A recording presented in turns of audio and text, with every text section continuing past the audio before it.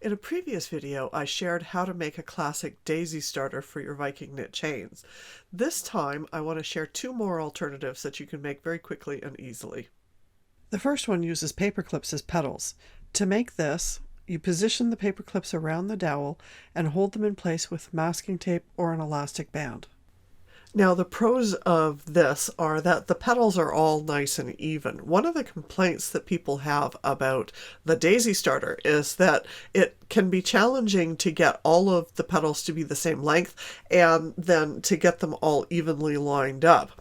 That's not the case here because the paper clips are already all the same size, and when you put them on the dowel, you can line them up very, very easily.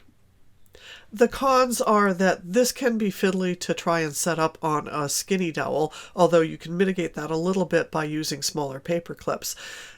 As well, you have to remove the paper clips from the Viking knit before you can draw it through the draw plate, so you lose the advantage of having a tail for your pliers to hold on to.